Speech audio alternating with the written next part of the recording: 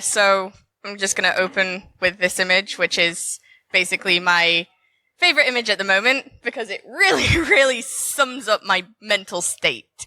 And I'm not just talking about me preparing this talk until about 5 minutes ago. Credit to Ragsack, because she told me, like, put memes in the talk, put memes in the talk, put memes in the talk. And I was like, do I want to? And that was the only appropriate one, I think. So to start off with, I just want to say something. I'm not a fraud, I promise. I'm just navigating imposter syndrome as an industry newcomer. But that's all well and good until you know who I am. So I'm most often known as Fruit or Fruitware. My actual name is Chrissi Robertson. I'm a software engineer at a Portuguese software house called Critical Software. And if you follow me on Twitter, you've probably seen me declare my love for them far too often. I'm also a moderator for the Many Hats Club. And it's been just over a year now, and that's still really weird because it feels like I joined it last week. And when I finally wander into security, I'm hoping to be involved with malware analysis and incident response. I also really like hippos and the color pink. And I'm pretty sure if I had a choice, I would be a hippo because, as the meme says, the female hippopotamus will do almost anything when motivated by food. Oh yeah, I'm also really dumb. So this slide is showing many of the times that I've called myself dumb in the 18 months before I started making this talk. And I've called myself dumb a million more times since. The reason I'm saying this is obviously because imposter syndrome. But before I really get into the meat of the talk, I just want to give a quick disclaimer. I'm not a mental health professional. I've never had any qualifications with mental health treatment, diagnosis, or practice, though I do have experience with mental health issues, as I'm sure many of us do. I studied psychology for a bit, but that doesn't really count, probably.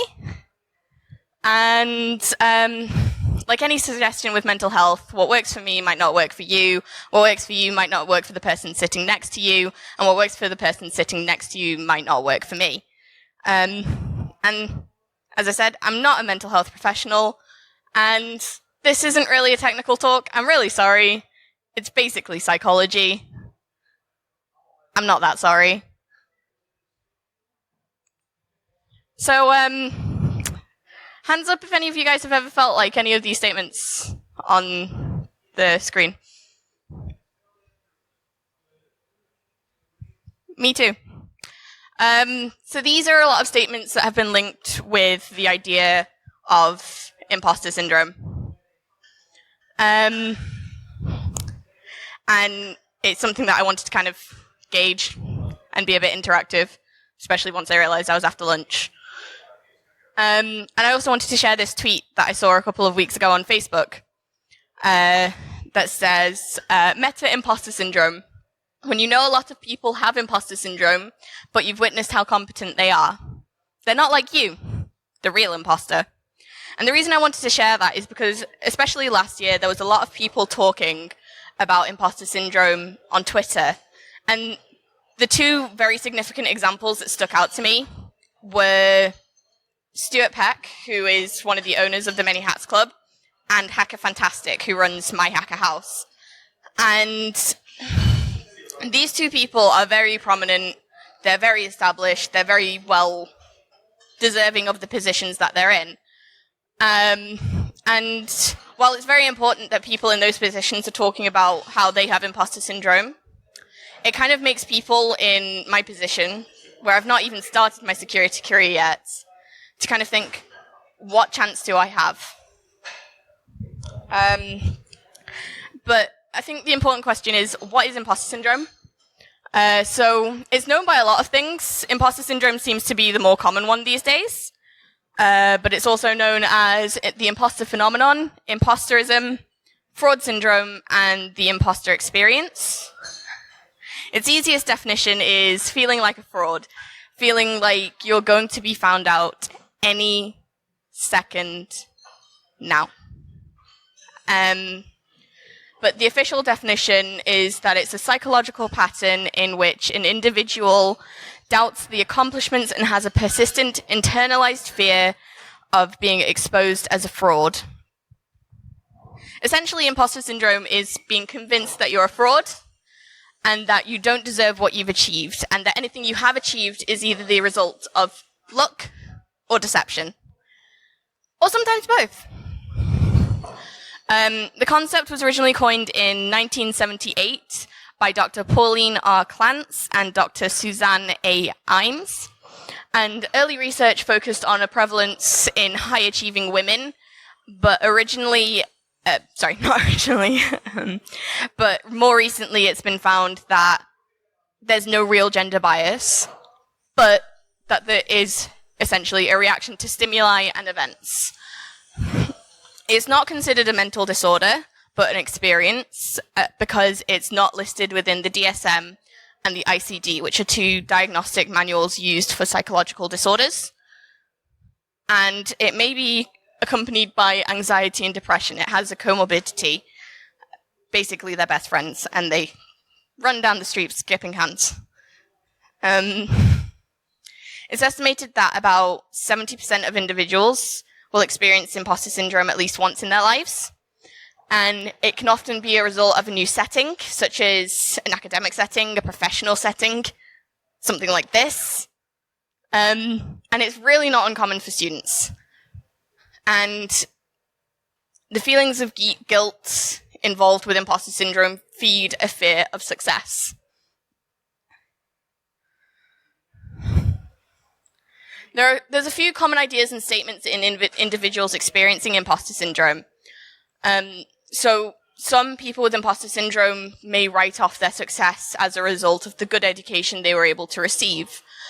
Many believe that it's not right or fair to them to be in a better position than a friend or someone that they love. And some have also stated that in their childhood they were referred to as the smart one, the talented one, the responsible one, the sensitive one, the good one, or even our favorite. And in 1985, Clance went further into the research and defined a scale to measure characteristics of imposter syndrome. So she talked about things like the imposter cycle, the need to feel special or be the best, kind of competitive nature, if you will. Characteristics of Superman or Superwoman, but I didn't really find anything that really defined that much further, so I'm not entirely sure what they mean. And a fear of failure, a denial of ability, hi, I'm dumb, and discounting praise, so like refusing compliments, not accepting them, not believing them, and also feeling fear and guilt about success. She said that it determines if characteristics of fear are present and to what extent. So there were 3 characteristics of fear that she really looked at. So a fear of evaluation, a fear of not being able to continue the success, and a fear of not being as capable as others. So comparing yourself. Clance also noted that the characteristics may vary between individuals, and that she felt only 2 of the 6 things in the imposter scale had to be present to suggest that an individual suffers from imposter syndrome. So I wanted to talk about the imposter cycle especially because this really, really feeds into imposter syndrome constantly. And I'm going to be honest, I did this exact thing when doing this talk. So Clance proposed that when an achievement-based task is given to someone suffering from imposter syndrome, they'll go in one of 2 ways.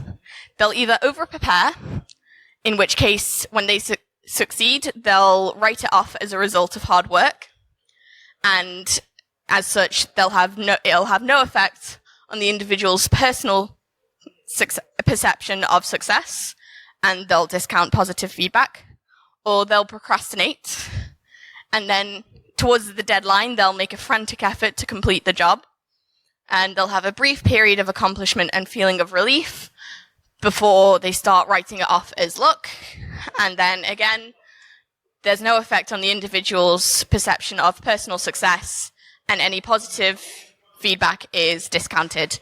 And then as another task comes in, the cycle continues, and this cycle feeds imposter syndrome. Every cycle basically causes an accumulation of perceived fraudulence. Oh, this was lucky, especially if the individual tends to go more towards the procrastination side than the over-preparation side. Increased self-doubt, depression and anxiety. And any increased success would lead to an intensification of feeling like a fraud. And the experience would cause an individual to be haunted by their perceived lack of ability. Essentially, they continue to believe they will be exposed, and that belief keeps the cycle moving. But fruit, what do? What do if I have imposter syndrome? What do if I'm following this cycle? What do? Well, the short answer is therapy. The long answer, group therapy with a side order of cognitive behavioral therapy. In the 1978 paper produced by Clance and Imes, they proposed that a therapeutic approach was the best approach to manage imposter syndrome. And they proposed a group setting was best, as that was what they used with their study participants. And they saw that it came to a realization in the participants that they were not alone in their feelings of being a fraud, of not belonging academically, professionally, with their achievements, whatever happened. The study participants were given homework assignments between sessions, such as recounting all of the people that they felt they had deceived and what they felt they had done to deceive those people, and writing down any positive feedback they received between sessions to then discuss why the positive feedback had been given and what about it made them perceive it negatively. These sessions also included cognitive behavioral therapy, which, if you're not familiar, is challenging negative thoughts and reframing them to be positive. It's also used with depression and other self-doubt and self-destructive disorders. So, for example, I might fail this exam is challenged to become, I will do well on this exam. It's quite difficult to do, especially on your own, because it involves being very mindful and aware of your thought processes and being able to catch the negative thoughts and stop them and change them before they complete themselves. Clance and Imes found that extracting self-doubt helped eliminate imposterism. So essentially, believing in yourself more made you feel like you weren't a fraud. Which, I'm sorry for the language, but no shit. In 2013, a researcher called Quina Huang, I have no idea if I'm saying that right, looked at intrinsic motivation behind imposter syndrome. And she proposed an alternate treatment of affirmations to improve self-worth. So again, looking at the same idea, make yourself like yourself. You won't think you're a fraud. So she proposed specific examples in her paper, and I'm thinking these are probably examples that she was using herself. So for example, I want to receive that degree. I won't give up and I have too much pride to walk away. If I can do this, I will be able to help others in the future and work with people as motivated as I am. I know I can do this. She also suggested learning how to be your own person, because obviously part of imposterism involves constant comparison to other people in your industry, in your class, wherever you are in that stage of life. So in learning to become your own person and just challenging yourself to be the better you, you kind of break that element of the cycle. And she also believed that if you learned how to believe and accept compliments, it would kind of stop the process of discounting positive feedback, allowing it to come into the brain and accepting it.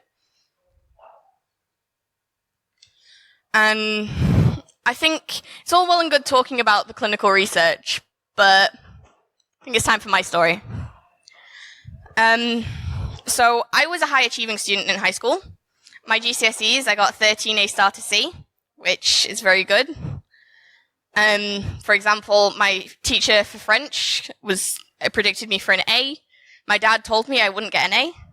Results day, I call him French, A star. But at that same time, I discovered I had extreme exam anxiety. And a part of that came from the expectations my parents had on me. I wasn't allowed to fail.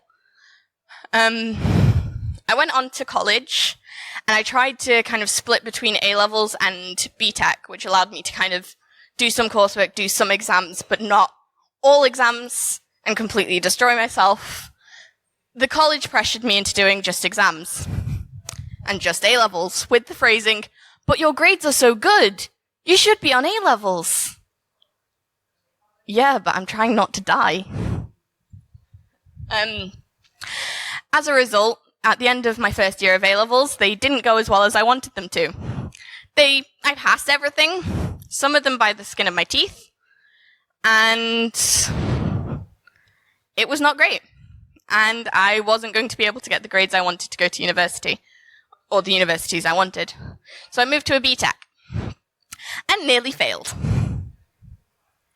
Part of that was because I had a major depressive episode in second year, and I was struggling to do much of anything, let alone coursework. And part of that was because the IT department at my college, unfortunately, was not particularly great. And as a result of the treatment I got in college, I swore off IT completely, and anything computer related for that matter. I went off and trained to be a chef for a while.